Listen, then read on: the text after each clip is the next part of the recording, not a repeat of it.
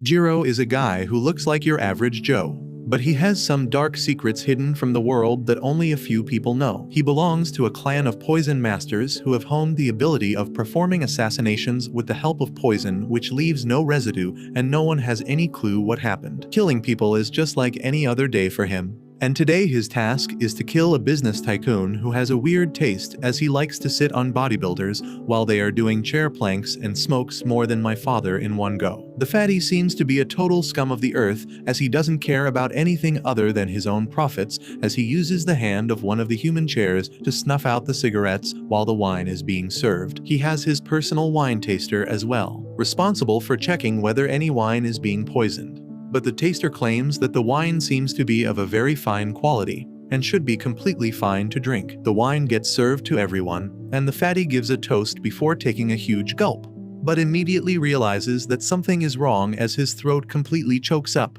and he starts bleeding from his mouth, struggling to breathe. Immediately, the wine taster is seized and slammed on the table, while he screams and cries that he is not the culprit and knows nothing about any poison. The real culprit obviously is none other than the poison master Gero, who was disguised as the waiter as he smoothly exits the scene without drawing any attention. Even after killing a person, Gero doesn't seem to care at all, as if it's just another day for him. But while walking back, he witnesses a beautiful woman kissing a man sitting in a fancy car. He stares at the woman while walking and ends up running into a pole. He continues back home where he finds his sister waiting for him on the dinner table. Without uttering a single word, he starts mixing his childish meal, while his sister starts asking him all sorts of questions about the job. She asks how did he manage to fool the poison taster, as that man was supposed to be a hotshot and one of the best at his job.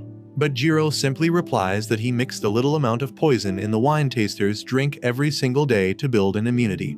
And when he was sure to survive even a deadly dose of poison, that's when he decided to strike. That's the reason why even though the wine taster drank the wine, nothing happened to him, but the main target was eliminated without any issue. His sister seems to be impressed by the ingenuity of the plan, but brings up the topic of succession. Their grandmother, who is the current head poison master of the clan, wants the children to take the title as she is growing old and won't survive long. But to be a poison master, you must be married so that there is certainty that the title won't die with the person and will be passed on to their children. Gero's sister, unfortunately, is an LGHDTV rainbow candidate, so she can't really produce any children with her girlfriend, while Gero refuses to get married as he doesn't want to drag a woman in this dangerous life.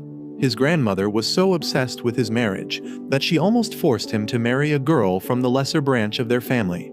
But he somehow managed to escape that. As he was finishing his dinner, he ends up getting a text from his best friend, who is the bug master. He goes out to meet him and finds him waiting near a gazebo with a bunch of liquor at hand. The weirdo is hiding a tarantula or something in his mask and has a centipede-looking scar on his face. They sit down and talk while drinking, and that's when the bug master reveals that he is going to get married soon. He shows Gero the picture of a woman, claiming that she accepts him as he is, and finally he can spend his life with someone who isn't disgusted by him. This arouses a sense of longing in Gero that he didn't know existed, as even he wants a life with someone who loves him for who he is. Gero congratulates the bug master, who leaves in style as a bunch of bugs come out of his shoes and take him away as if he is skating on ice. Gero wonders whether he would ever find that special someone, but decides that he shouldn't dwell on things that are not true. The next morning, he gets a call from one of his regular contacts who operates a company and offers cleanup services at very cheap prices so that even a common person could avail it. And he frequently uses Gero as his way is the cleanest and the most professional. The blonde man takes him to a room where two women start getting all over Gero, while the blondie claimed that the women are his secretary cum assassins, but are able to perform other odd jobs as well. Gero isn't interested in it though, and simply gets to the point and asks who is the target that needs to be cleaned up. The blondie lights up the other side of the room, claiming that today's human scum is named May, and she is a marriage swindler. Gero recognizes her immediately from yesterday as the woman who was kissing the man in the fancy car, but that doesn't affect his behavior at all. The blondie claims that she has been causing quite a bit of trouble on their turf, and he wants Gero to deal with her. With that, he leaves, and without uttering a single word, Gero injects May with a special poison of his own creation. He tells her outright that he has injected her with a strong paralytic agent which will cause unbelievable pain in her body, and she will be conscious throughout. After that, he will use the final killer,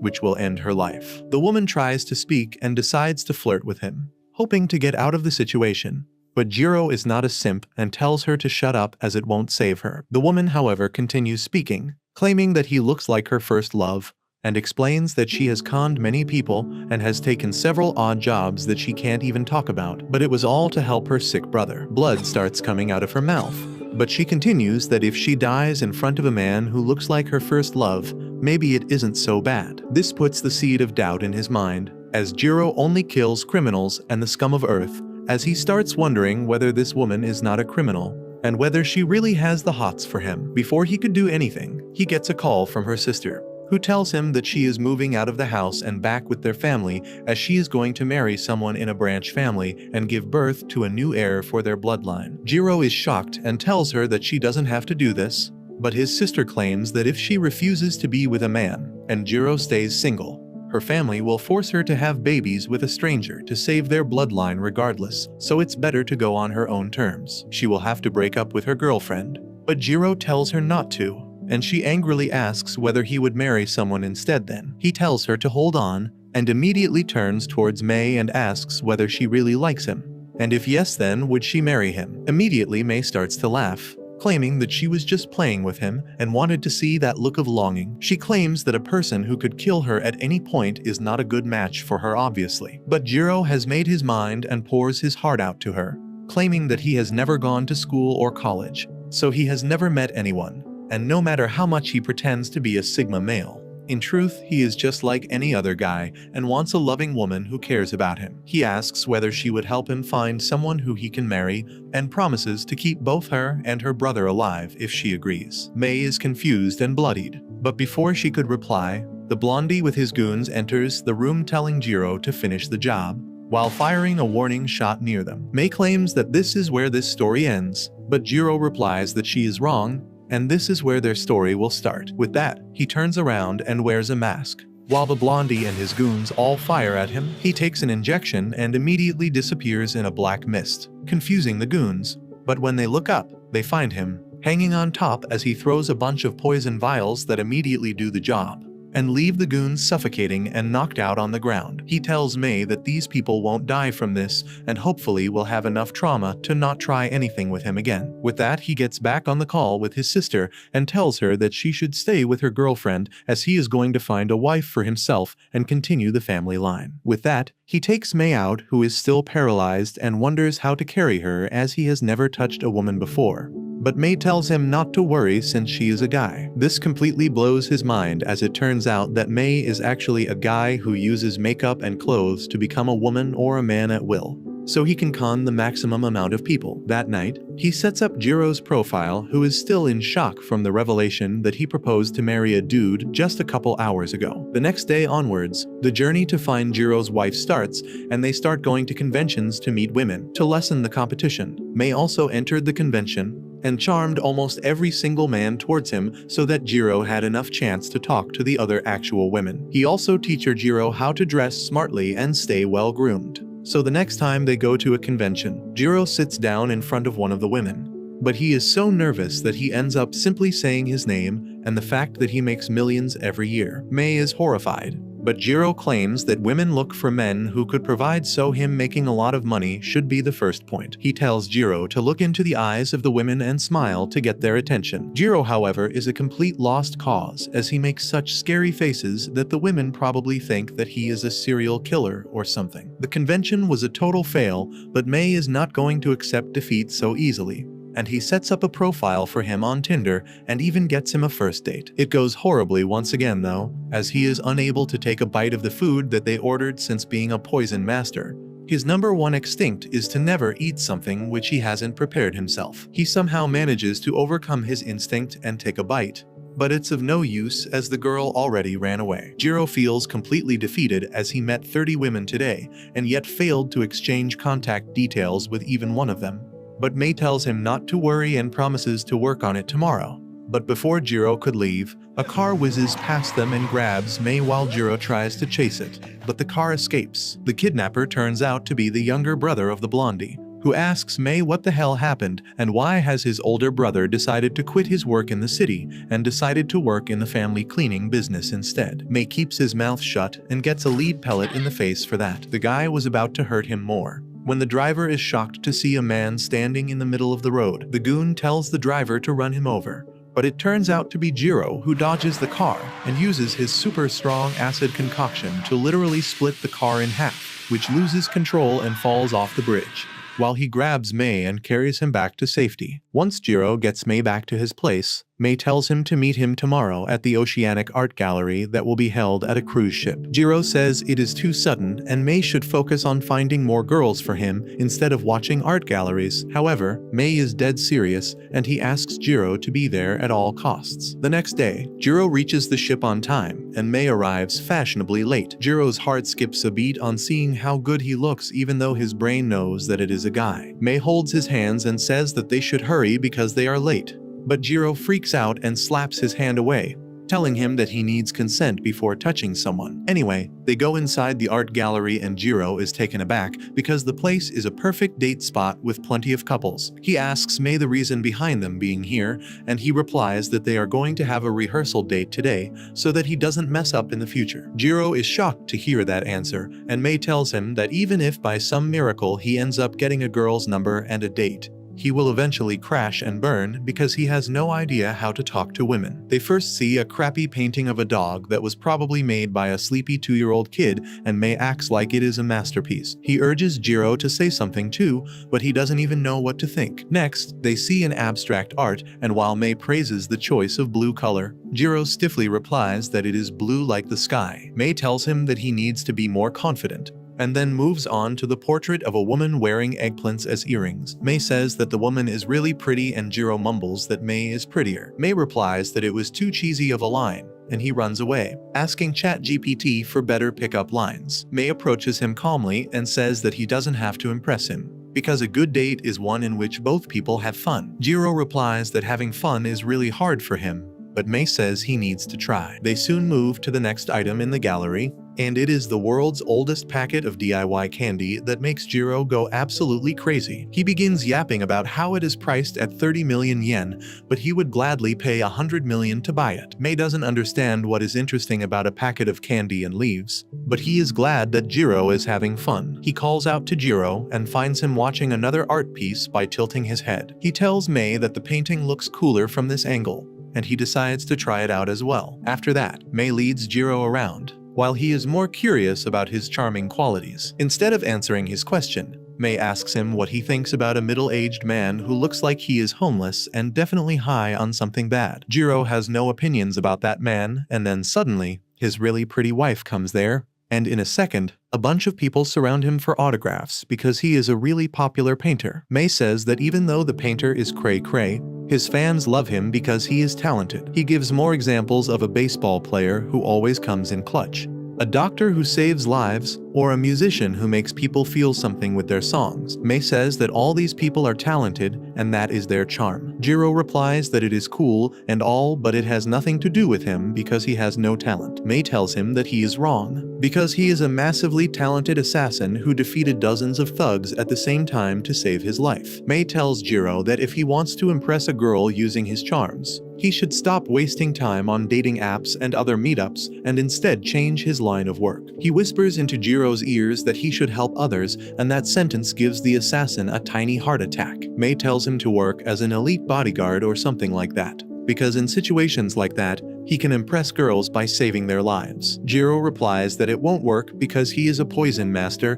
and an assassin, but May reminds him that no one said he can't save people. He adds that saving girls and charming them is only the starting point, because after that, He has to make continuous efforts to win over their hearts. Later, Gero and Mei have dinner, and Mei declares that this is the beginning of Operation White Knight, in which Gero will impress girls by saving their lives. Gero first cringes hard at that cliché name, and then asks Mei how he's going to find jobs where he has to rescue people. Mei first shoves his mouth with meat, and then tells Gero about an app called Dark Nav, which is basically like Fiverr or Upwork, but for criminals. He tells Gero that he can find all sorts of shady jobs in this app, and there will be some jobs that require him to rescue people as well. Gero is surprised to hear about the app, because till now all his jobs came through a broker. He can't find anything good though, and tells Mei that it is not working. Suddenly, he sees something that he can do and asks Mei's opinion on it. He shows him a video of a criminal who has captured a girl named Kyoko,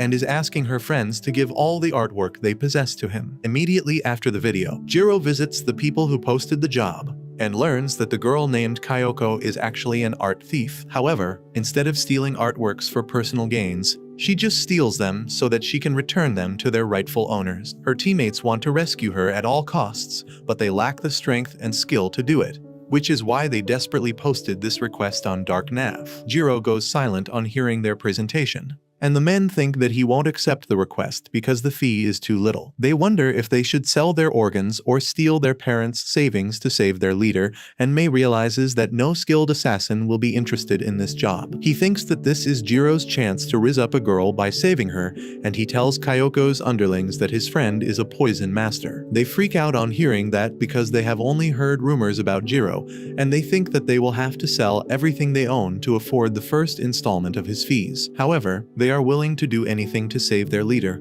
but then suddenly, Gero raises his hand because he has a question. Everyone is terrified of him, but all Gero wants to know is if Kyoko has any problem with men who wear glasses. At the same time, the one who has captured Kyoko is the ship's captain, who bought, stole, and robbed the paintings to build his collection. He creepily licks the painting as if some protesters just threw ketchup on it, and then asks Kyoko to work for him because he appreciates her skill in stealing paintings. Kyoko refuses, recalling the story of the painting she stole earlier. The model of the painting was the daughter of a famous artist, and the owner of the painting was the woman's husband whom the captain beat up to steal it. The man begged Kyoko to get that painting back for him and his daughter, because that is really special for them. Kyoko tells the captain that she promised the girl that she will bring her mother's painting back, and on hearing this, the captain tells his hired assassin to break her spirits. Meanwhile, Gero and Mei return to the ship while tracking Kyoko, and Mei is not happy about Gero revealing his ulterior motives before he even saved the girl. He replies that it is alright, and they follow the GPS tracker placed on Kyoko, but as soon as they climb the stairs, two plus-sized guards point their guns at Mei. Gero immediately jumps ahead and takes out Humpty and Dumpty with a split kick. But Mei has lost his confidence now. He wants to return home, but Gero says that he needs his help in talking with the girl. They follow the tracker while Gero says that he plans to ask Kyoko to date him with the intention of marrying him. Mei immediately refuses that idea because that will get him rejected, and asks him to focus more on the present than on the end goal. Just then, a bunch of guards tell them to stop, but Gero just knocks them all bloody and senseless without any difficulty. Meanwhile, Mei lectures him that Kyoko will be scared and alone, and when he sees her, he should tell her that he is here to save her instead of asking about marriage. Meanwhile, the ship's captain points his gun at Kyoko, and she laughs, saying that she is not afraid of death. However, the captain points the gun at the painting next, and Kyoko panics because she values her promise to the girl's mother more than her life. She agrees to work for the captain and become his side chick, and just as he starts enjoying his victory, his hand melts and falls on the ground, emitting colorful liquids that honestly shouldn't come out of the human body. He freaks out and wonders who attacked him when suddenly, the ghost of the woman in the painting comes out and burns him with hellfire. Or at least that is what he is imagining under the influence of Gero's poison. Gero has cut a hole in the metal walls of the room, and he approaches Kyoko to introduce himself. He tells her that she is safe because he is here now, and her first reaction is that she can't afford to pay a master like him. Gero immediately turns to Mei because he didn't teach him how to respond to this, and Mei decides to step in. He first tries to untie Kyoko's legs when suddenly, the guy in the diving suit grabs the girl and jumps back. The ship's captain also comes back to his senses, and he tells the water master to kill the intruders. Gero wastes no time in putting on his mask and injecting himself with his homemade super soldier serum. As soon as the medicine kicks in, he dashes ahead to attack the water master, but all he hits is water and finds that the water master is far out of his reach. Luckily, he has left Kyoko alone and Gero immediately tosses her towards Mei and tells him to take her to safety. Mei falls down as he catches Kyoko and tells Gero that he needs to treat girls gently. Gero replies that he needs to save Kyoko first, and he will hear all lectures about gentleness later. Suddenly, the water master pumps up water in his arm to enlarge it and attacks Gero with full strength, ripping a hole in the floor. Gero gets severely injured by that attack, but he already has his weapons out in case the fight drags on for longer. The water master dashes towards him and Mei panics that it will turn into a bloodbath, but then suddenly, the water master stops and presents a card to Gero. She introduces herself as Ushio and says that they should settle this matter through other means than fighting. She says that a fight between two masters will cause serious destruction to their surroundings and to their bodies, and the fees he has got might not be enough to cover that. She starts waterbending out of nowhere and suggests an alternative way to settle their fight. She tells Gero that she will pay him 10 times what his client has paid to step aside and let her capture Kyoko. Ushio says that since this is business, she believes that any master will value money more than the trust of their employers. She keeps yapping about her business model like she is on Shark Tank, and Mei is confused by what is going on. Suddenly, he finds the syringe with super soldier serum lying next to him and notices that a little bit of the medicine is still inside. He decides to take it in case of an emergency, but Gero sees this and yells at him to not touch the syringe. Ushio realizes that the super soldier serum is a deadly poison, and the reason why it buffs Gero is because he is a master who possesses a modified bloodline that makes him different from other humans. She understands that because Gero is a poison master, he can get stronger by ingesting poison instead of getting weaker. She continues flexing her waterbending abilities as the water master as she claims that modified bloodlines are really amazing. Gero replies that his bloodline is a curse because he is going to drop dead if he doesn't finish his enemy before the poison completely takes over his body. Ushio doesn't understand it clearly, and Gero remarks that her waterbending skills must be because of her modified bloodline too. Ushio affirms, saying that she can control water at will, and her diving suit is strong enough to resist any kind of attack. She then asks Gero if he is ready to settle the matter with her, but his expressions make it clear that he refuses. Ushio suddenly vanishes and tries attacking him from a blind spot, but Gero reads that attack and punches her. However, all he hits is water, and Ushio shoots a high-pressure water bullet at him that he barely dodges. He realizes that if just one of those bullets hits him, he is done for, but Ushio doesn't plan to let him go yet. She says that the poison family is one of the top 5 families in the industry, and he should be taking better decisions to increase their net worth instead of risking his life for a girl. She starts blasting water shots randomly and Gero dodges them all. Ushio asks him if Kyoko is a client for him or if he is romantically involved with her, but Gero only focuses on dodging her attacks before throwing a tiny blade at her that cuts her gloves. She tells him that this level of attack won't do anything, but then suddenly, her glove explodes. Before she can realize what is going on, Gero rushes in and punches her helmet, and then tries finishing her with a powerful kick. Ushio dodges that and propels herself away with water jets, but Gero catches up and shatters her helmet with another powerful punch. He then tells the water master that Kyoko is just a stranger to him right now, but one day, she might mean a lot to him. He tells her that everything he says must sound like nonsense to her, but he would prefer a normal, loving family over a successful business any day, because he has always been alone. Gero remembers how his only idea of a loving family was through big screens in his training area. There, he got to learn about how other people have meals with their family, or how boys and girls interact with each other and become friends. However, all that was for the sake of knowing the targets he would have to kill in the future. They were not just recorded videos of people, but a live stream of them living their lives without any suspicion that they were being watched through magic mirrors of the poison family. His instructor used to call them the human zoo, saying that these people had no idea about the truth of the world and they were just living their lives guided by fate. Gero was taught that as the heir of the poison clan, it was his duty to control the fate of clueless people like these, all while he was isolated from any human contact and never knew the joy of family. Now, he tells Ushio that things like having dinner with family that she calls useless are what he wants at all costs. Ushio, however, is not convinced by his little speech and declares that the future head of the poison family has such an attitude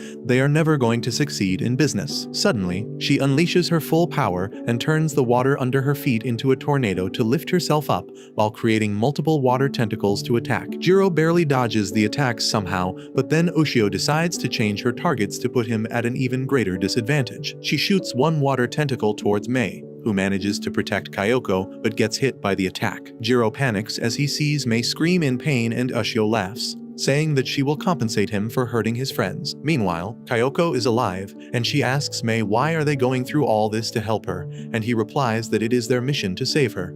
And she means a lot more than just a mission to Gero, who keeps dodging Ushio's ruthless attacks. Mei tells Kyoko to leave them alone and run away because protecting her is the most important thing right now. However, Kyoko doesn't plan to be a passenger princess, and she asks Mei how can she help. Mei suddenly looks at the super soldier serum cum poison that Gero needs to become stronger. Right now, he is getting absolutely wrecked by Ushio's attacks because he lost all his poison needles earlier when Ushio put him through the floor. He knows that he is not fast enough to catch up to her right now. He recalls how his teacher once told him never to fight another master for less than 5 billion yen.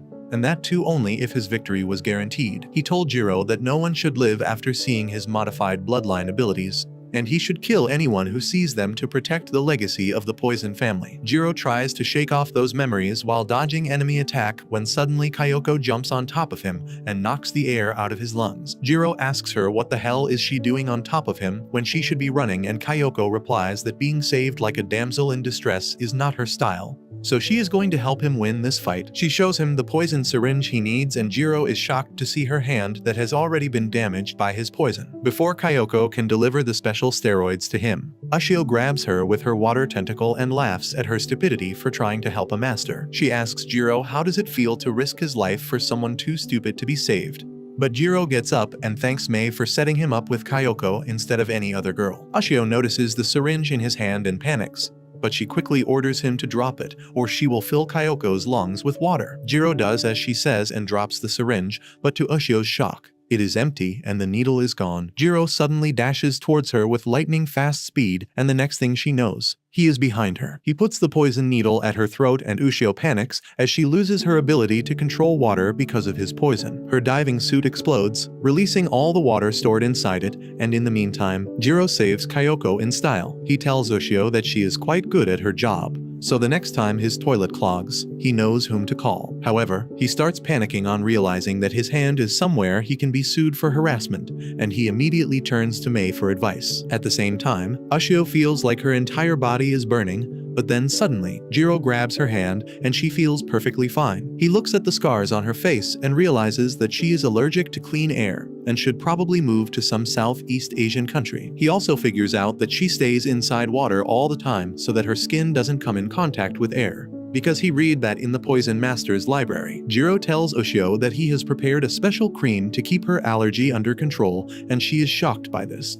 She asks if he is showing her pity, but Gero replies that he is just asserting dominance by defeating her and then curing her condition, because a businesswoman like her will know not to pick fights with him in the future. After that, Kyoko confiscates the painting while Gero and Mei confront the ship's captain, who falls to his knees and begs for mercy. Gero's delusion poison is still in effect, and the man sees Mei as the woman in the painting, licking his feet and promising that he won't do it again. Mei tells him to focus on acquiring art legally, while Gero also decides to spare him. All this is unbelievable for Ushio, who believes that masters should kill anyone who knows their secrets. But Gero tells her that he doesn't care about killing as long as the captain keeps following a good life. Kyoko also finishes wrapping up the painting and says that she will never let anyone catch her again. She thanks Gero and Mei and offers them a ride home, which they absolutely regret in a few minutes as they have to hang on to Kyoko's shark that drags them through water. After that, Kyoko returns the painting to their rightful owners and everyone is really happy about it. Gero and Mei are at Kyoko's hideout, and while everyone is emotional, Gero is mixing candy in a corner. Mei tells him that the girl wants to thank him, but he panics because he is not used to receiving gratitude. Mei pushes him in front of the big screen, and the girl thanks him for rescuing her mother. Kyoko adds that when she heard Gero was a master, she thought he would be a really nasty guy, but he turned out to be an exception. Gero is already stunned by this, and then Mei also thanks him because her brother finally got the life-saving operation that he funded. He tells Gero that because of him, so many people are happy, and he is a wonderful person. Gero gets emotional on hearing this, and decides to let out those emotions by cleaning the toilet, when Kyoko stops him and asks about his payment because she definitely can't afford it. She asks if she can pay with something else instead, and Gero's mind is blown as he thinks about asking her to marry him and have his babies. Luckily, Mei intervenes and suggests that the three of them should go out to party instead. However, on the day of the party, Gero and Kyoko are by themselves and he panics. Wondering what is taking Mei so long, Mei is just around the corner, spying on them to make sure that Gero has a perfect first date. Mei texts him that he is on another date right now and wishes him all the best, but that makes Gero panic even more. Kyoko soon takes him out to one of her favorite places, a shark-themed bar, which is not what Gero expected at all. All the people there are crazy about sharks, and he wonders if he can really fit in with them, even if he tries his hardest to pretend. Mei is at the bar too, trying to keep an eye on them, as Gero and Kyoko sit down to talk. Gero almost notices Mei, who hides and keeps watching them. He finds that Gero is speechless and wishes that he remembers that when he has nothing to say, he should praise his date's clothes or jewelry. Mei can see a lot of good things that Kyoko is wearing, and eventually, Gero notices them too. He talks about Kyoko's necklace, saying that it looks really old and asks if it is her grandmother's keepsake. Mei is shocked at this attempt, but thinks that it is not half bad, until Kyoko answers that she got it for free with a dehumidifier. Mei signals Gero to talk more about the deal because it is interesting, but he can't seem to focus on the girl. He keeps looking at Mei for hints, who thinks that all the hard work Gero did by saving Kyoko will go down the drain at this rate. Luckily, Kyoko is easygoing and knows how to enjoy herself even if her date is a dud.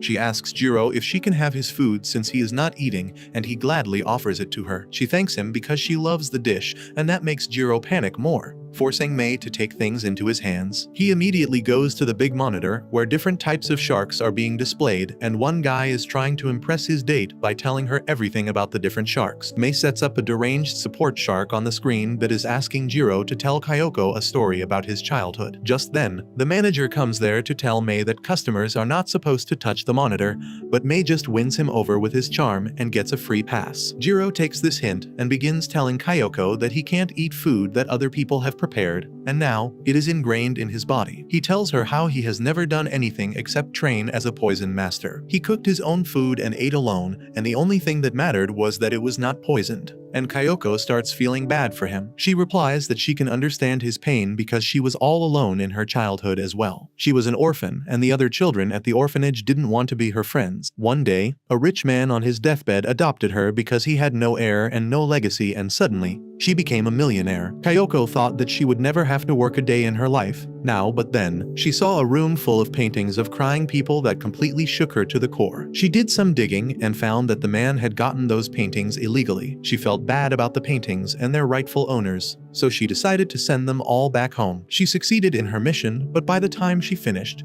she had run out of the fortune she inherited. Kyoko tells Gero that now she works part-time as a waitress to pay her bills, and she thinks that he will find her story funny and pitiful. However, he is impressed by what she has done. He begins telling her about how he did something that made people thank him for the first time in his life earlier. He claims that he wouldn't have gotten the chance to do it without Kyoko, and she has been doing it forever. So she is the coolest person he has ever met. Kyoko gets emotional on hearing this, and she starts hearing the wedding bells already. Gero gets nervous on seeing her cry and asks if he said something wrong, but she tells him that no one has praised her like that before. Just then, Gero sees a hint from Mei, telling him to go for it, and his heart skips a beat as he thinks about that. He removes his shark hat and asks Kyoko if she can do something for him, and she starts feeling the chemistry between them. However, all Gero asks is for her to be his friend, and Mei is devastated that he lost the perfect chance to bag a baddie and fulfill his mission. Even Kyoko is disappointed because she was hoping he would ask her out,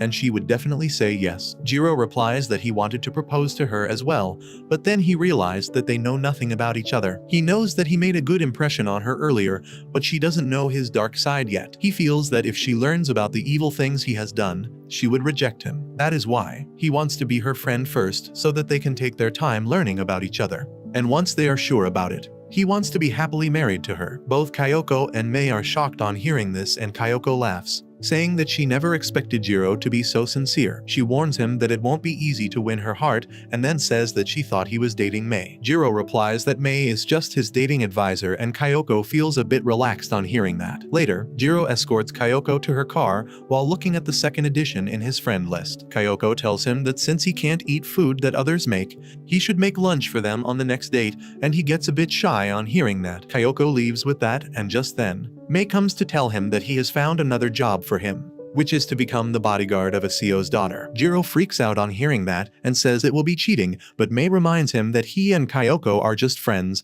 and she is the only woman he knows. So it's necessary that he has more female interaction. Mei tells him that he needs to talk to different girls to know girls and himself, and then he can find the best partner for himself. The next day, Gero is at a college freshers welcome party to protect his client, and he feels totally out of place. He has only heard about college students going out to party and drink, but seeing it for himself makes him really uncomfortable. Meanwhile, the girl Shori, he has been hired to protect, is sitting by herself in a corner with her drink. As the seniors call everyone to gather around, Shori crawls on her knees to reach them, but ends up returning without having the courage to join them. As she is crawling back to her place, two seniors approach her to talk to her. They ask if she is having fun, but Shiori suddenly bursts into tears, telling them that she is having the best time of her life, and the girls immediately leave before someone accuses them of bullying. Shori just pulls her unicorn hoodie on her face as she regrets blowing her chance to talk to some friendly seniors, while Gero just watches her and remembers how he got this job. The previous day, he went to the company headquarters, where the CEO was more interested in lifting everyone up than doing whatever it is that CEOs do. The Speedo-wearing bodybuilder lifted Gero,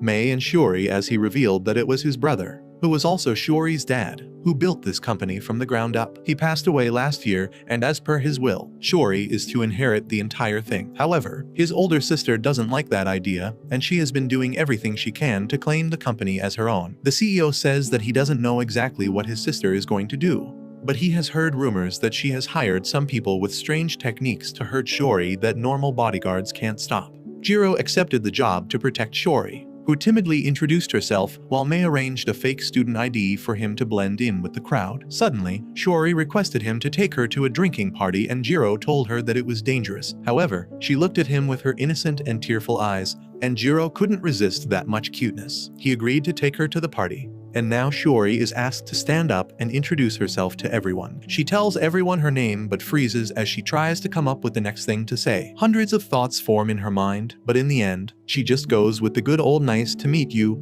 and sits down. Everyone feels awkward now, but it is Gero's turn to introduce himself next, and just the way he gets up like a boss worries Mei, who is working as a waiter to provide him support. Gero wants to show everyone what a top-notch master can do. He confidently introduces himself and then tells everyone to watch him chug 8 pints of beer at once. Mei is worried that it won't work out, but Gero chugs down all 8 beers like a champ. But he is not done yet. As he holds his mouth and squirms around, everyone gets worried and a guy almost calls 911. However, Gero was waiting to reveal the next part of his trick, which is to spit out all the beer in the form of jelly because he used a water-absorbing polymer. He is confident that people will go crazy on seeing this trick, but they are just disgusted and move on to their next target, who is a meditation bro busy with his meditation playlist. He gets up and strikes a pose before introducing himself as Naruko. The senior asks him to tell them more, but Naruko says that he forgot everything because what matters is that he got to meet all of them here. Just by doing that, he pulls all the baddies in the area, and Gero feels that something is definitely fishy about this guy. Later, Gero, Mei and Shiori walk back home, and Gero suddenly asks Shiori why did she force herself to go to the party. He thinks that she wants to improve her communication issues to run her company smoothly in the future, but he thinks that there are better ways to do it. Shiori gets conscious on hearing that and tells Gero that it is not what he thinks. She just wants to be a part of the group. She tells Gero that when her dad was on his deathbed, he told her that she pays too much attention to what people think, and her life would be much better if she let out everything that she has crammed up inside her head. He asked her to enjoy the company of other people, and then passed away peacefully, and ever since then, his words have been imprinted in her head. Shiori starts crying, saying that she can't do what her dad wanted her to do. She talks about how her brain was flooded with things to say, but in the end she couldn't do it. She knows that she just has to take the first step and everything else will fall into place, but there is a small part of her brain that worries that people won't like her. Shiori says that she is not made for interacting with other people, and she didn't talk much even to her dad before he was on his deathbed. She doesn't know why he named her as her successor when there were better candidates for the post. She declares that she wants to become better so that she is no longer afraid of saying things that come to her mind, and that is why she wanted to come to this party. Gero gives her a reality check and reminds her that there is someone out to kill her, and Mei scolds him for being so insensitive. However, Gero wants to tell Shiori that if she really wants to go somewhere, he won't stop her. because he is confident that he can protect her in any circumstance. Meanwhile, the meditation bro Naruko turns out to be the assassin hired by Shiori's aunt, and he calls her to report that Shiori's bodyguard is quite skilled. However, his message is not relayed because he forgot to charge his phone. A couple weeks later, Naruko goes to Shiori's aunt to tell her about the matter in detail, and it turns out that she is not just his boss, but also his sugar granny. The old woman gives Naruko a massage as she yells at him about how it has been a month since she hired him, and he has not shown any results yet. She asks him when does he plan to finish Shiori, and Naruko calmly tells her that the time is not right yet. The old woman is not happy to hear that, and she yells at Naruko, telling him to stop wasting her money. However, the very next moment, she goes silent as if she is hypnotized. Her tone suddenly changes, and she says that Shiori's bodyguard might be good, but Naruko is a master, and no one can beat him. Naruko affirms and tells her that he will complete the job she hired him for. The old woman tells him to either make Shiori refuse the position of the company's heir, or send her to the afterlife soon. The next day, Gero and Mei attend classes with Shiori as usual, and Mei tells him that he doesn't need to make notes because he is not a real student. However, Gero tells him that this is all very new and exciting for him, and he is having fun as a student. Suddenly, the professor asks his group a question about a niche product in the market, and Gero gives him a perfect answer. While the impressed professor decides to nerd out with Gero, Naruko is on the roof of the building, practicing some weird meditation and yoga that involves inflating and deflating his stomach to create strong vibrations that can crack steel pipes. Back in the class, Gero suddenly feels like he is losing his sense of balance, and the very next moment, everyone is pushed down by an immense pressure. He realizes that the assassin is finally making his move, and since he can't separate him from Shiori, he is attacking everyone at once. Gero looks around and finds that the attack is coming from outside the classroom, which seems unlikely to him because he always makes sure that no one has a clear line of sight to attack them. He takes out his super soldier serum from his pocket when suddenly the glass windows of the hall shatter and then the roof collapses too. Gero notices some rubble is about to fall on Shiori, so he quickly injects himself with a super soldier serum and saves her. After a few seconds, the entire room is covered in debris and Gero looks around to find what could have caused this disaster. He is sure that an explosive gas won't work in such an open environment, and there is only one other thing that can do this. He figures out that the Sound Master is behind this because only he could execute such a powerful and precise attack from such a long distance. At the same time, Naruko has also seen Gero inject the special medicine into his body that gave him superhuman strength and speed.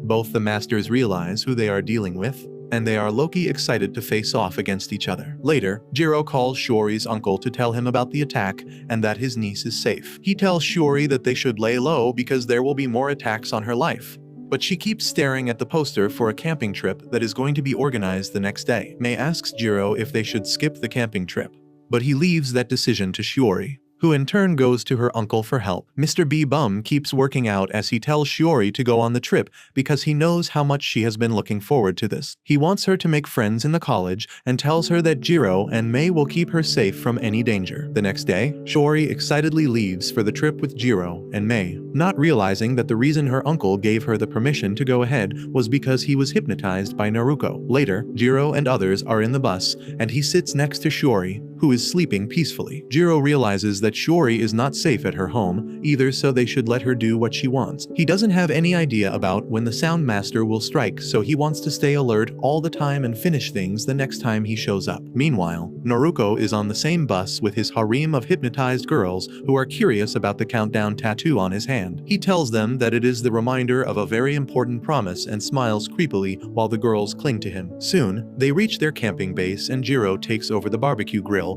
because Mei told him that men who can cook are seen as husband material by girls. He throws all the ingredients up in the air and then shoots skewers at them, perfectly piercing them and landing on top of the grill. Some people are really impressed by his skills and gather around him, while Shiori decides to socialize by offering food to others. However, she can't speak loudly so no one hears her out, and she becomes depressed. Gero notices that and tells Mei that they should help her, but he replies that Shiori asked them to leave her alone because she wanted to figure this thing out by herself. Meanwhile, Shiori is confused about what to do, but then she gets an idea and immediately starts searching her bag. Moments later, she comes out wearing a magical girl costume, and some weebs in the group already feel attracted to her. Mei and Gero watch her eagerly, and then Shiori shows everyone a magic trick by making noodles appear on an empty plate. Everyone is impressed, but Shiori messes up the next part of the trick, causing everyone to laugh at her. At the end of the day, Mei praises her trick and Shiori says that she thought that she wasn't good with words, so she would do a party trick like Gero did on the first day. He gets a bit embarrassed on hearing that, but their moment is interrupted when a senior begins telling them a horror story about a local god who would ask for sacrifices to make it rain. However, the story turns out to be AI-generated slop so that he can initiate the test of courage in which people have to go to the shrine in pairs. All the girls start looking for Naruko so that they can complete the test of courage with him. But he is already in the forest, running like a ninja on the web of threads in the forest, and declaring that today is the day he finishes his job and takes out Shiori. Meanwhile, the college students are gathered for the test of courage, and their senior tells them that normally they would have put the shrine as their goal, but the route passes through a dense forest. He says that they don't want anyone to become a snack for the bears and wolves, so the students will have to find a photo stand in halfway to the shrine and click a selfie to prove they went there. Everyone is excited about it, but Gero finds it all childish. A few minutes later, he goes on the test of courage with Shiori, who is timidly clutching his coat. Gero remembers that Mei told him earlier that this could be his big chance to get close to Shiori because nothing brings two people closer than a little danger. Mei teased him that if he can't make this work, he probably won't get a better chance to make the first move. Suddenly, he is snapped out of his thoughts as Shiori awkwardly thanks him for being with her.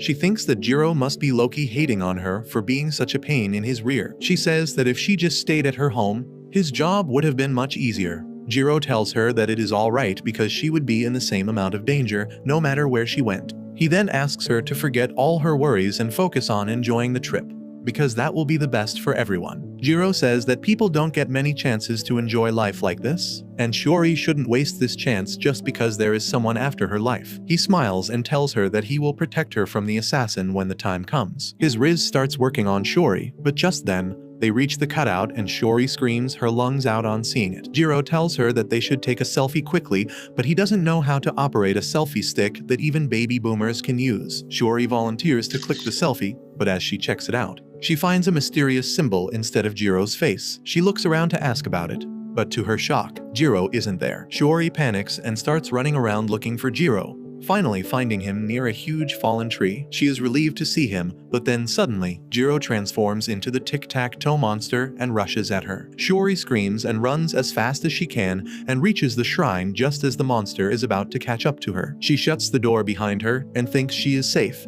but then she looks around the room and finds a noose hanging from the roof. She is confused and terrified when suddenly, the monster appears in front of her and starts stumbling in her direction. Shiori is too terrified to even move, but then the monster takes the form of her dead father. Shiori can't understand anything now, and then her father pours out a drink to her. He tells her that she is here as an offering to the god of this shrine, and that is why she can talk to his spirit. Shiori doesn't know if she should believe what she is seeing, but she can't control her curiosity and asks him why did he name her as his successor. Suddenly, her dad's face splits into two like a mask, and his inner face is shown crying, saying that he made a mistake by naming Shiori as his successor just because she is his daughter. His face splits once again, this time bringing out his angry side and telling Shiori that she is not good enough to lead the company. Shiori's brain is already at its limit, and then her father's face splits once again, turning into something creepy and inhuman. He tells her that she can never meet anyone's expectations, so she should give up already. His words are enough to hypnotize Shiori into accepting that she is worthless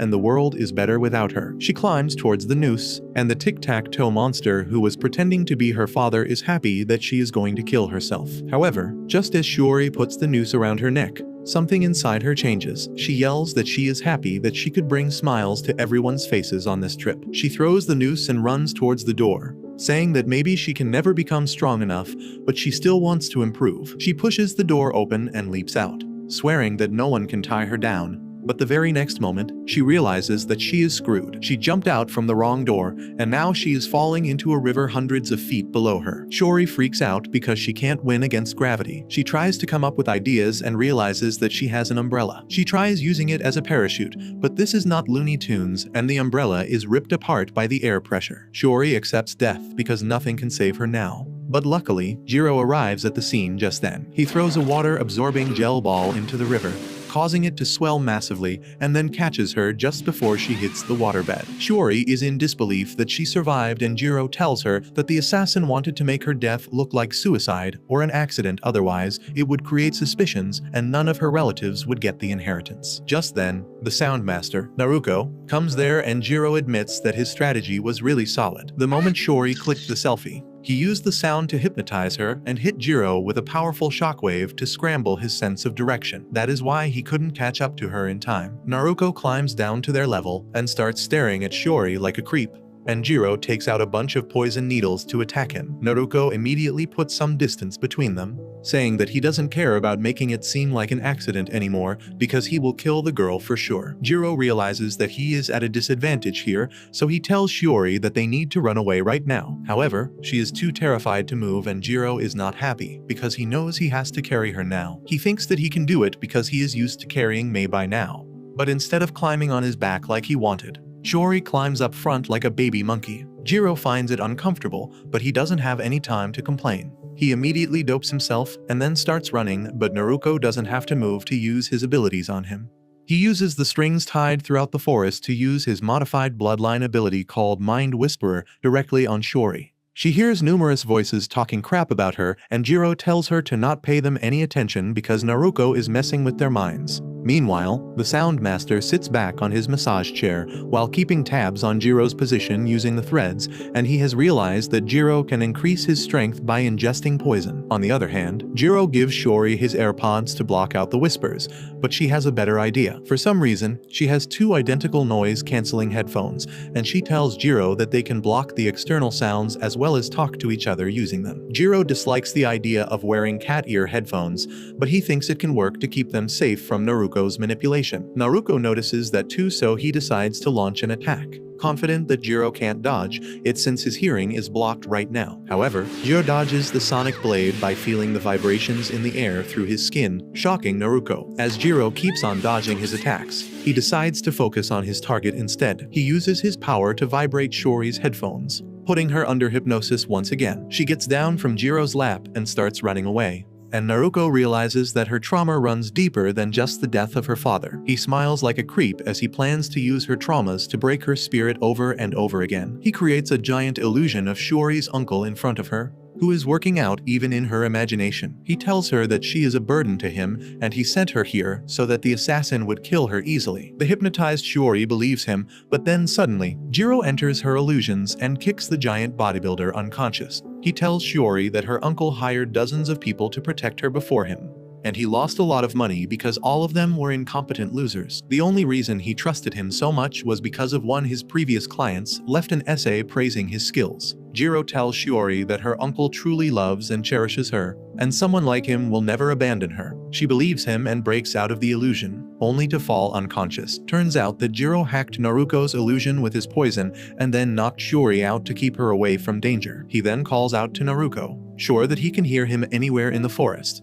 Gero says that he knows Naruko's power affects people's minds very deeply. It draws out their worst memories and fears and then amplifies them to break them down. Gero is sure that is how Naruko managed to hypnotize Shiori's uncle and get him to agree to this trip. He also admits that Shiori is a walking treasure trove of trauma, but she knows it and is trying her best to overcome it. So he should do her a favor and leave her alone. At the same time, Mei is trying to track Gero and Shiori through a tracker put on them, but they are not around the location. He looks up and down the road, wondering where they are, but then Gero jumps out of the bushes instead. Mei is relieved to see them, but then he freaks out on seeing how Gero is carrying Shiori. He clears up the story to him while Shiori returns to her senses. Mei feels glad that he put a GPS tracker on her thanks to one of Kyoko's henchmen, and then asks Gero if he is fine. He says that he pushed his limits a bit earlier, and now he has to go back to finish the fight. He asks Mei to take Shiori and get away from this place, and he is shocked to hear that idea. Gero explains that he has spoiled Naruko's plans twice already, and he will try to get him out of the way before going after her. Gero asks Mei to keep Shiori safe till then, and he reminds him that he is only a marriage advisor. Gero requests him to cooperate this time, and Mei agrees, thinking about all the delicious food he will make Gero treat him to. However, before they go away, Gero takes a look at Shiori's headphones and finds that Naruko transplanted a small transmitter in her headphones when he got close to her earlier. He is sure that Naruko did it to make his powers reach her better, but he still doesn't know what exactly does the Sound Master need to carry out his techniques. Gero decides that he will bring out Naruko into the open and fight him head-on because that is his best bet. And at the same time, Naruko is taking a hot bath while thinking of his next move. He is sure that if he chases after Shiori right now, Gero will get him from behind. He decides to hunt down Gero first and then take his time killing his real target. Meanwhile, Gero is back in the forest and he finds that Naruko's attacks are much more intense this time. Naruko can track his actions by the sounds he makes while moving, and he thinks that Gero's poison needles won't work on him unless he gets close, and gases are not that effective outside. Gero has realized this too, so he decides to cut off Naruko's wires to limit his powers. He sprays his metal melting poison on the wires, but it bounces off because the wires are vibrating at a very high frequency and any liquid will simply bounce off of them. Suddenly, strong winds start blowing in the forest and Naruko uses them to unleash his ultimate move. He creates powerful sound waves that take the form of a gigantic monster, and Gero can only dodge its powerful attacks. However, he quickly comes up with an idea and injects the nearby trees with a special chemical he formulated. Naruko's giant summon attacks him just then,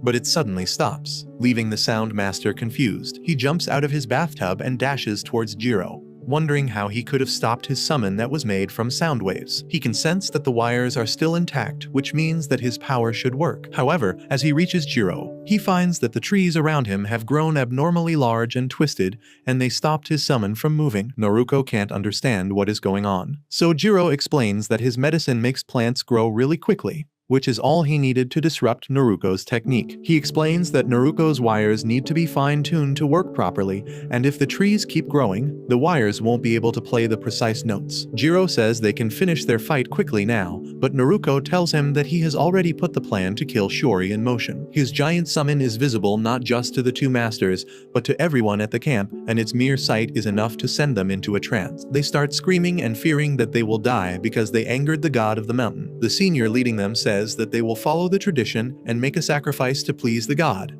and asks the newbies to take out their ID cards so that they can sacrifice the youngest of them. That person turns out to be Shiori, and everyone charges at her to capture her. Mei tries to run away with her, but they both fall from a cliff and get injured. At the same time, Naruko tells Gero that the fear among the students is enough to kill Shiori. They will never calm down unless he dies first, and he has no plan of losing this fight. Naruko suddenly whistles and uses the notes to turn his hand into a chainsaw. He chops a tree in an instant, and uses his chainsaw hand to turn it into a violin. Before using his hair as strings, he gets into position to play and Gero panics, unsure if he will be able to fight the Sound Master head-on. As Mei takes Shiori with him and tries to run away from the brainwashed mob after them. Naruko says that it is only a matter of time before the girl dies, so he has already won this battle. He declares that he will finish this fight too, and Gero goes full alert mode, wondering if Naruko is going to use his abilities as the Sound Master to attack him. However, Naruko just yeets the violin towards him and Gero dodges it at the last moment because it was not what he was expecting. While he is distracted by the violin for a second,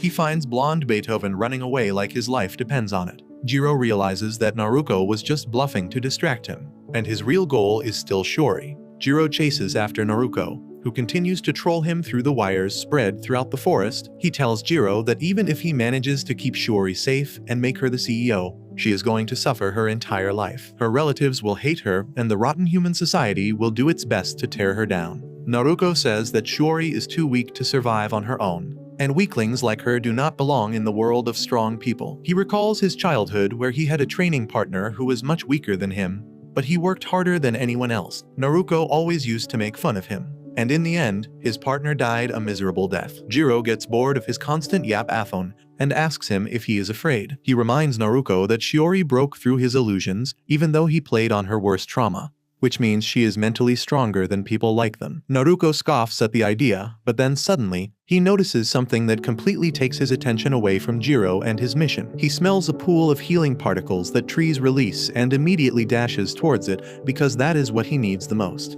He thinks about how the Sound Master's techniques are not built for direct combat, and he needs to be in peak shape to use his power to the fullest, and these healing particles will let him stay at his peak for longer. He jumps on top of the puddle and begins drooling as he thinks about how he is going to go plus ultra for the rest of the fight. He sniffs up all the healing particles and gets ready to unleash his full strength, when suddenly, he feels his body going limp. His vision gets hazy, and he realizes that what he just inhaled wasn't the healing particles, but a poisonous gas that smelled like them. Naruko realizes that Gero predicted what he needed to execute his technique and laid out this trap. Luckily, he has still not taken much damage from the poison, and he decides to exhale all the poisonous gas through yoga breathing. However, Gero arrives there right at that moment and dashes towards Naruko, plugging his mouth with the water-absorbing polymer so he can't breathe out. Gero figured out that Naruko must have some strict conditions to use his powerful abilities, and he guessed that he needed to heal his body constantly to unleash his power. That's why he found a pool of healing particles and mixed a poisonous gas in it, because that is the way a poison master fights. He then sucker punches Naruko with his full strength, knocking out the air in his lungs and leaving him unable to fight. However, the Sound Master is not done yet, and he smiles smugly because he lied to Gero that defeating him would stop the mass hysteria. Back at the camp, the brainwashed students are still searching for Shiori, and when they can't find her, they start panicking even harder. They begin looking for the next youngest person to be their sacrifice, while Shiori watches everything hidden behind a fallen tree. Mei comes running to her and says that he found a trail that leads to a nearby village, so they must hurry there, but then Shiori suddenly declares that there has been a change of plans. She wants to go back now, and Mei reminds her that it is a very stupid idea because her classmates will kill her as soon as they see her. However, Shiori is determined to return because if she focuses on saving herself, someone else will die. She says that if her classmates sacrifice anyone, they will have PTSD for the rest of their lives and therapy is expensive. She has an idea that can prevent them from sacrificing anyone, and Mei can't stop her. Soon, her classmates drag their next target to a cliff so that they can sacrifice her to the local god. But just then, Shiori arrives there, dressed like a witch. Her classmates turn against her the moment they see her, but then Shiori manipulates the flame of her candle to turn it into a giant dragon that makes everyone crap their pants. She tells everyone to sit back and let her exorcise the evil god with her magical powers. Even though she is trembling with fear, her classmates don't believe her and call her a selfish brat for running away instead of offering herself as the sacrifice. Even the substitute sacrifice starts yelling at her, saying that she is just lying because if she was powerful enough to exorcise a god, she would have done it sooner. Shiori bluffs that she just needed time to gather her power, but inside, she wants to just run away before anyone discovers her bluff. Just as she is losing her confidence, Mei grabs her hand and Shiori decides to execute her plan to completion. She sends the flame dragon she created using wires and gas towards the giant avatar created by Naruko, and at the same time, Gero slingshots himself towards the giant avatar. A few minutes earlier, Shiori had called him to ask if he could spread explosive gases all around the giant avatar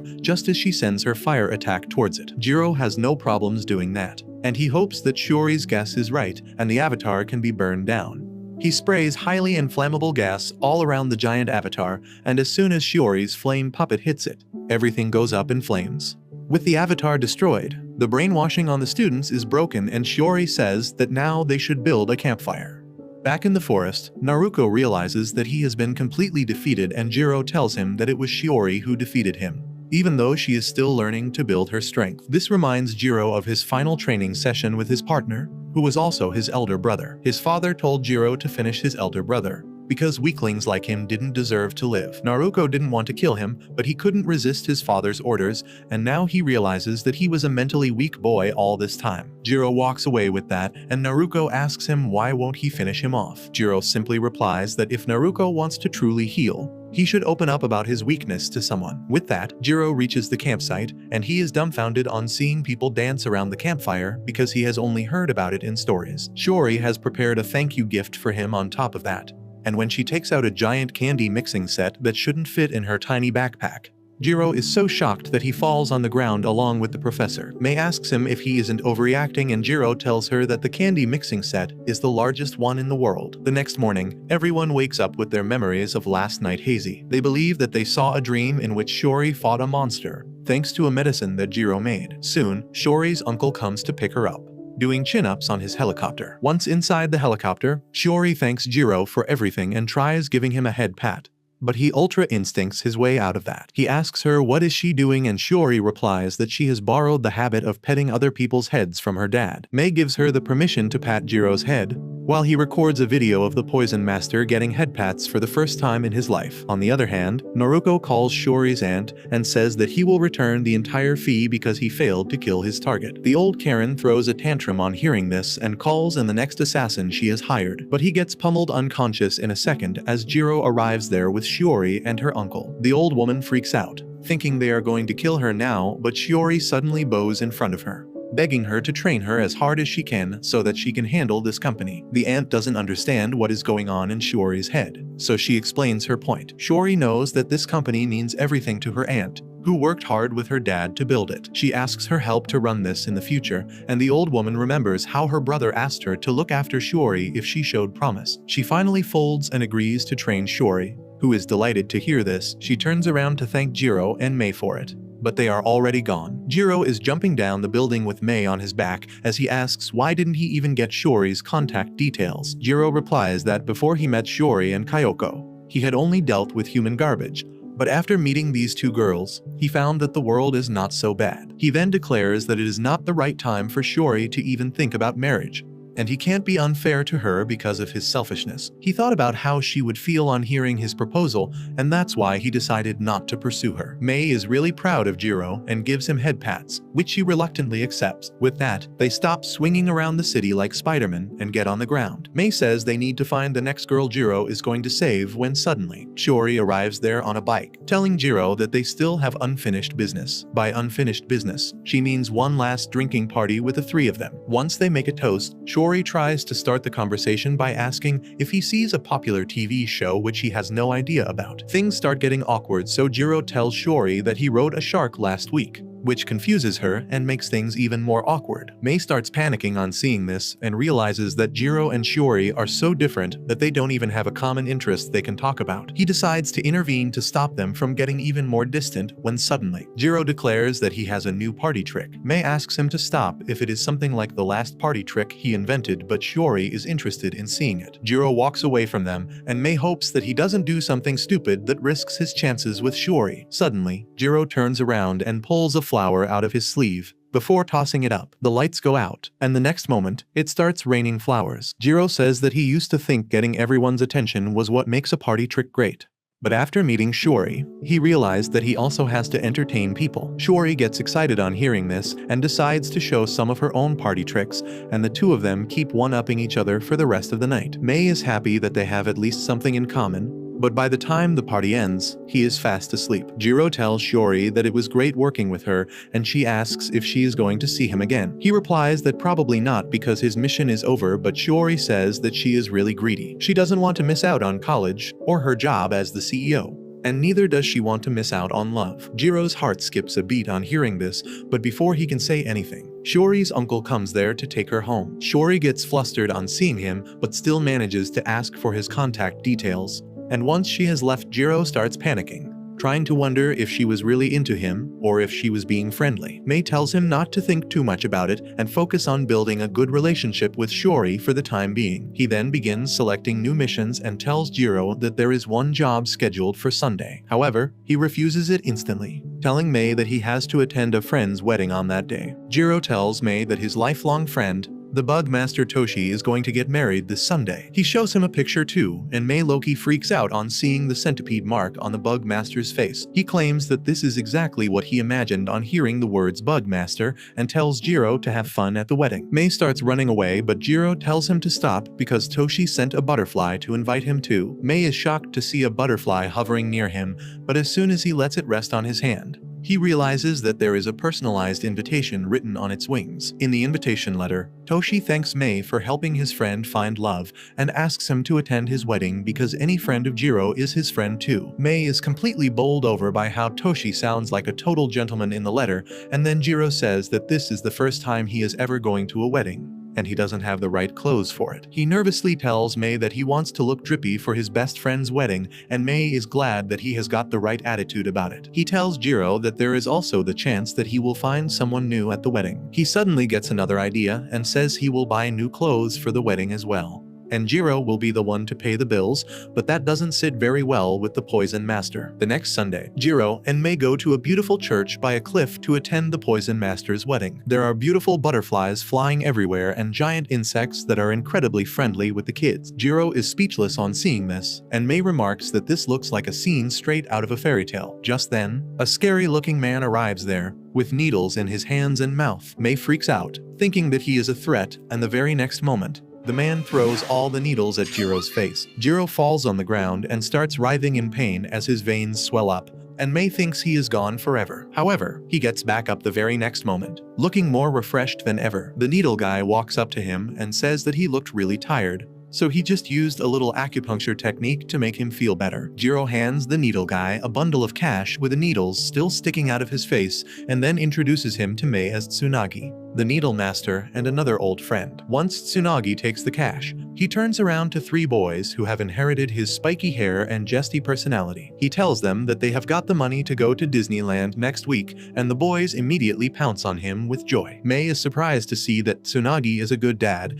and he also recognizes that he is Gero's marriage advisor. He pities him because he knows how hard it is to set Gero with someone. Just then, two dragonflies carry a speaker to alert everyone that the bride and groom are arriving. And next, Toshi carries his bride as a giant butterfly airdrops them. As Toshi begins talking about how they first met, Gero drifts off into his memories. He remembers the time when he was a hot-blooded teenager who was already taking out criminals from the underworld. He had a dozen missed calls from Toshi, so he decided to meet him. Gero thought that Toshi wanted to curry favors with him to get the prestigious Poison family to treat their clan better. But Toshi chuckled at the idea and told him that he just wanted to have a drink with him. Gero couldn't understand why would Toshi want that, but that is how their friendship started. He is snapped out of his thoughts by May, who asks him if he heard the story of how Toshi saved his bride when she was about to fall from a mountain, and Gero remarks that it is just like his friend. The marriage ceremony proceeds smoothly, with bees acting as the ring bearers. The bride and the groom exchange their rings, and then Toshi starts trembling as he lifts his wife's veil. Gero is really happy for them, and he asks May if he will be able to pull off a perfect wedding like this. May assures him that he will have an even better wedding because he is there to help him out. With that, Toshi and his bride move through the hall while greeting their guests, unaware that some people are incredibly jealous of their happiness. Gero notices it too, but he doesn't act immediately. However, when he is having lunch, a pink spider jumps on his shoulder, and he immediately springs into action. May tells him to stop because he has to deliver a speech next, but Gero asks him to handle it for him. He rushes outside, somehow communicating with the pink spider Julia, who is Toshi's partner, and wants his big day to go without any trouble. Outside, Toshi's enemy tells the mercenaries he has hired to storm all the entrances and kill everyone they see. He tells them to run as soon as the bug master and his friends start fighting back, at which point he will directly attack the bride. However, as he is explaining his evil plan, the mercenaries are pulled away one by one, and when the attacker turns around, he sees them trapped in a spider web with Gero standing in front of them. Scarface feels a little disappointed and says this is what happens when you hire mercenaries from Fiverr. He decides to change his plans and deal with the troubles himself, immediately launching a barrage of bombs towards Gero to create a maze of fire. Scarface laughs, saying that he was saving this attack for the fleeing guests, but it is Gero's fault for being such an easy target. He begins cursing Toshi next, saying that he was perfectly content with his stupid, miserable, boring life before he came. Scarface was a jobless bum who spent his life in his room. He didn't care about anything at all and racked up a lot of debt. To pay the debt, he was surgically modified by the puppet master to become a hitman. With bombs fitted in his hands, feet, and head, he was ordered to take out his targets and die with them in a blaze of glory. Scarface used the bombs in his hands without holding back, and for the first time, he felt thrilled and excited to live even as he lost his hands. However, he lost that spark when Toshi came into his life. Scarface had already lost his hands and legs by then, but Toshi gave him the best chance to attack by hugging him. Scarface was eager to detonate the bomb in his head by grinding his teeth, but when he did it, nothing happened. A little wasp flew out of his mouth and Toshi told him that he disarmed the bomb in his head so that he doesn't have to live in constant fear of death anymore. Ever since that day, Scarface has held a grudge against the man who destroyed his passion, and now he wants to hit him where it hurts the most. He got new hands and legs from the puppet master for this mission, and he thinks that with Gero gone, he should head straight to the church. However, when the flames of his previous attack die out, he finds Gero completely unharmed because he was protected by a thick layer of spider silk. Gero finishes his call with May, telling him what to say in the speech, and then turns his attention to Scarface, saying that no nice guy has a grudge against Toshi, which makes this fight really simple for him. Meanwhile, Mei goes to the stage and tells everyone that Gero got a tummy ache because he was nervous, so he will deliver the speech on his behalf, not mentioning that he agreed to it only in exchange for dinner at a 3-Michelin-star restaurant. Outside, Gero fights against Scarface, who has explosives installed in his prosthetic gloves. He manages to push Gero back easily and acts cocky, telling him to use his modified bloodline abilities already because he can't win without them. Gero charges at him in his base form and tries to blitz him, saying that he won't waste his bloodline abilities on a nobody like him. However, Scarface can keep up with his base form, and he uses rocket thrusters in his feet to kick into a river. Luckily, Gero has the pink spider with him whose abilities help him ape Spider-Man. He swings back up from the cliff and lunges towards Scarface, who barely dodges the attack only to find that there is a rope around his legs. Gero swings him around and tosses him away,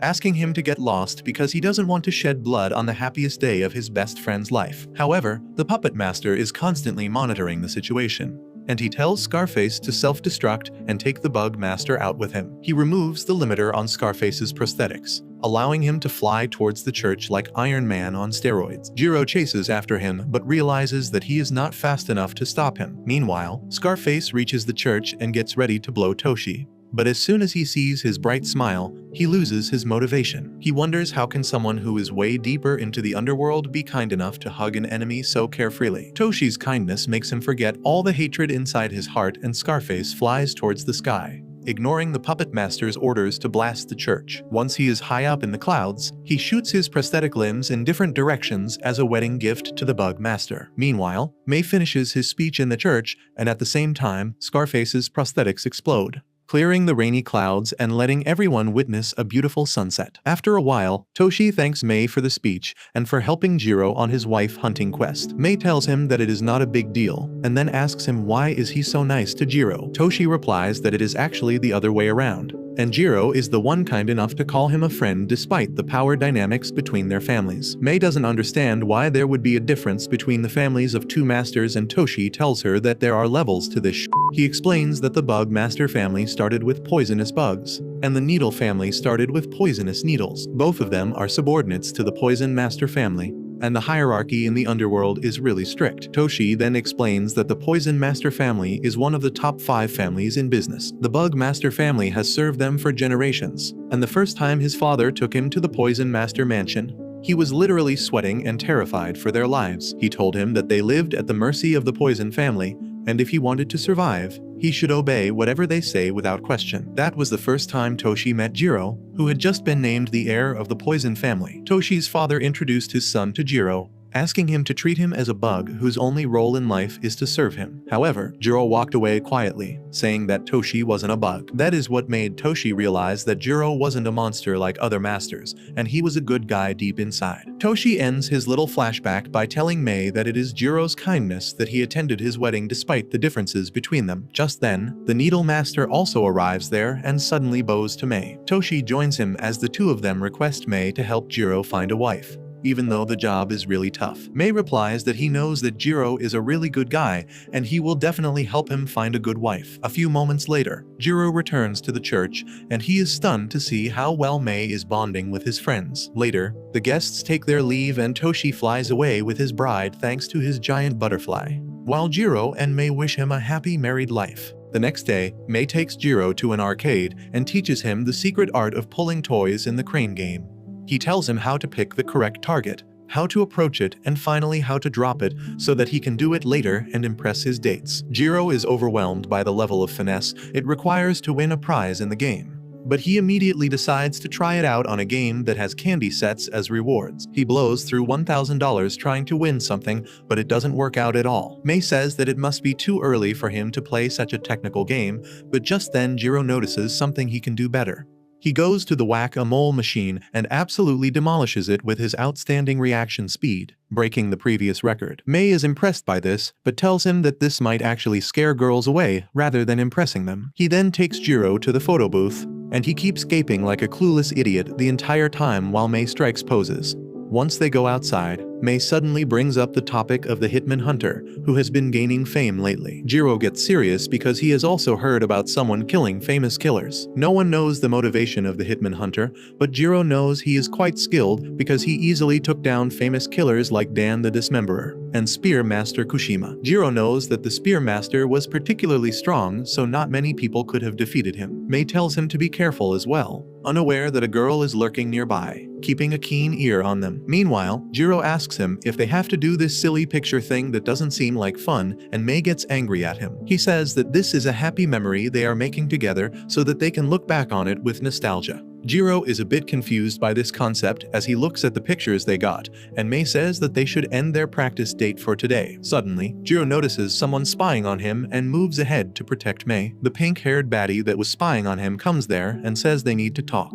But before that, she needs some pictures with him. Gero is absolutely clueless as the baddie clicks selfies with him, and after that, they sit down in a cafe nearby. The girl introduces herself as Kimmy and says that she wanted to hire Gero and was trying to get a chance to talk to him. May asks her why didn't she post a job on Dark Nav like other clients, and Kimmy starts glazing herself, saying that Gero and May should be happy that a diva like her came to see them in person. May can't deal with narcissists, so he immediately starts taking Gero away, and the flustered Kimmy apologizes and asks them to hear her out. They get back to the table, and May says that he thought that the hitman hunter was here to attack Gero. Kimmy says that this is exactly why she is here. She reveals that she is a master too, and as long as the hitman hunter is on the loose, she wants to give Gero the honor of protecting her. May once again starts taking Gero away from this self-obsessed freak, but he says they should listen to her full story first. May says that a master should be able to defend themselves, but Kimmy says that her abilities are not good for fighting. Gero agrees and says that if a master is so desperate to ask another master for help,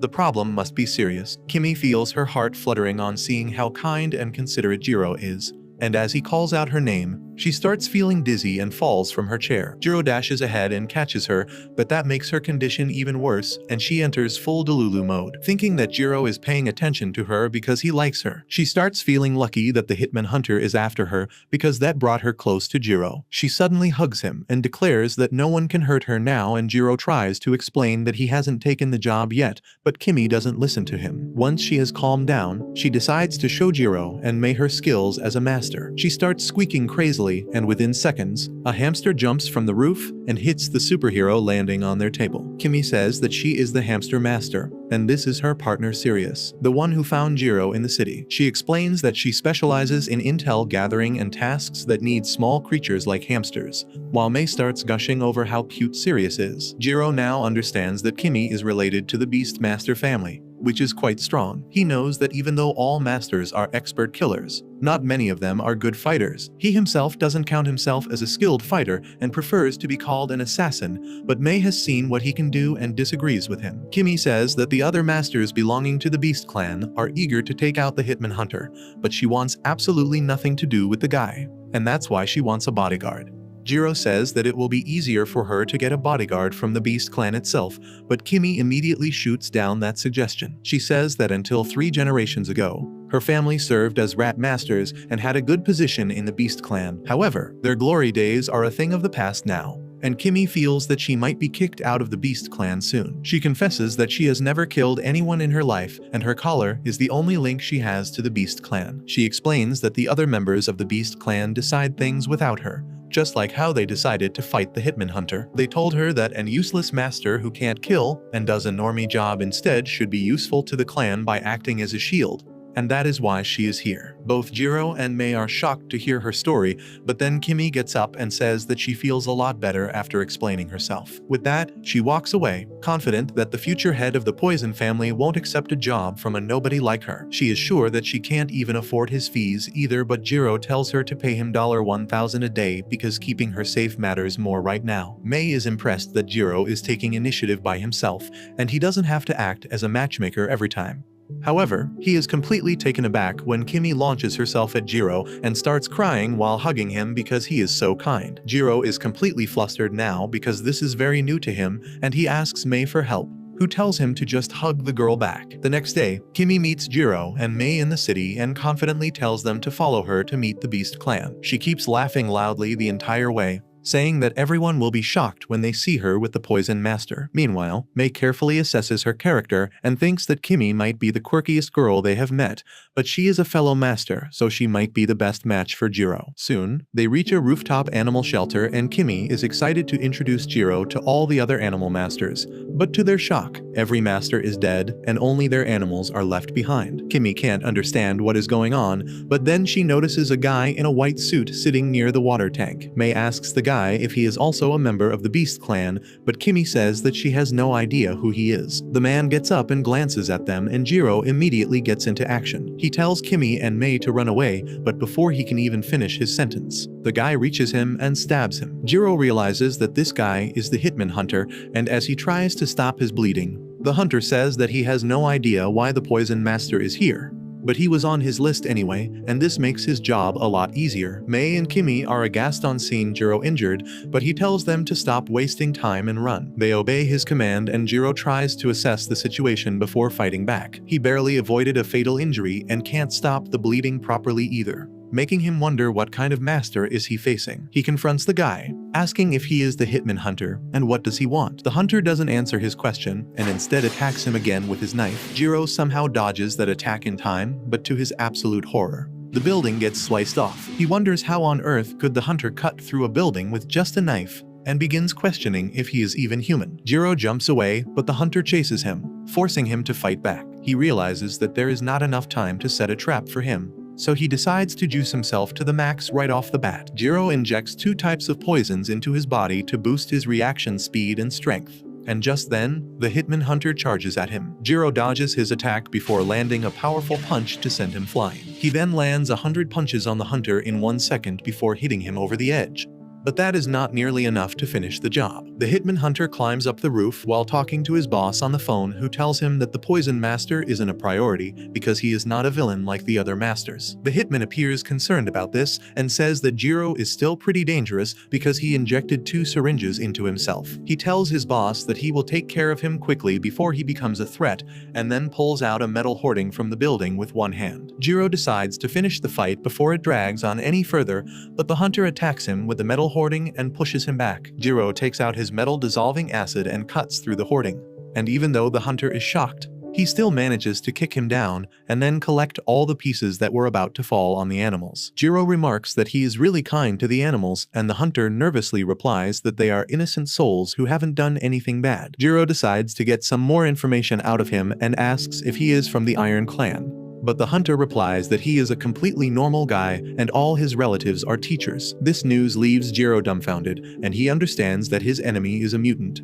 who somehow surpassed all the masters and their generations of hard training without any effort. He realizes that he can't win like this and decides to inject himself with a 3rd syringe to become even stronger. The hitman hunter is taken aback on seeing this and tells Gero not to do it because this is practically suicide. Gero does it anyway and immediately regrets as blood splutters out from his eyes and ears. He falls on the ground, realizing that he couldn't handle 3 doses while he was injured. The hitman hunter walks up to him and says that he has to die because he killed people mindlessly and spread hatred everywhere. Gero gathers all his strength and rage and asks the hunter not to touch Mei and Kimi. He passes out with that, and while the hunter wonders what was that, Kimi's hamster rushes there to protect Gero. She also returns to the rooftop and tells the hitman hunter that he isn't going to kill Gero on her watch, and Mei panics because he knows there is nothing the hamster master can do. The hunter tells her to step back or he will finish her too, and Kimi starts lashing at him. She tells him to cut the crap about spreading hatred because Gero is a kind guy who offered to become her bodyguard. She would not have acted as a shield for other animal masters,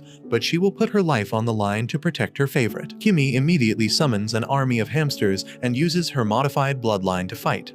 But the best she can do is mimic a constellation with a bunch of angry little rodents. Mei realizes that they are doomed when suddenly, the hunter picks Gero up and starts walking away. Kimi asks him where is he going, and the hunter replies that Gero is really injured, so he is taking him to a hospital. This leaves everyone bamboozled, and even Gero wakes up to ask the hunter if he wasn't trying to kill him. The hunter replies that he has never seen 2 unrelated masters protect each other, so he doesn't want to kill him anymore. He is not sure if that is a good enough reason, but Gero simply asks him to let him down because he can patch himself up. As he gets a blood transfusion, Gero hears the story of the hitman hunter Pichai, who says he heard that the Beast clan was about to do something dangerous that would kill a lot of people, so he wanted to wipe them out before that. However, he didn't know how to find them, so he asked around and took care of all the dangerous people he met on the way. Gero understands what Pichai is saying because he knows that Dan the Dismemberer and the Spearmaster would not hesitate in endangering civilians to complete their mission. Pichai says that he just wants to open a cafe with his girlfriend, but he cannot do it unless the world is safe from dangerous people. He thought that Gero and the Poison Clan would be dangerous as well, but he changed his thoughts after meeting him. For now, he plans to take down the Beast Clan, and Gero thinks that he might actually pull it off. Pichai then asks Gero if he knows anything about the Beast Clan, but he has no idea, and Kimmy can't help him either because she has never been to the main family. Suddenly, the choker around her neck starts to move, and she collapses. Everyone is worried about her when a bat starts flying above them, and the choker takes the form of a tiny snake. Gero tries to remove it, but the Beast Master suddenly starts speaking through the bat, saying that if he removes the snake, it will suck all of Kimmy's poison. He says that she has just 3 days to live at this rate, and if they want to save her, they should face him at the headquarters of the Beast Clan, the Dogo Animal Kingdom. But that's where this video ends. Remember to like and subscribe to the channel. Thanks for watching, and I'll see you next time. I heard that you addicted to them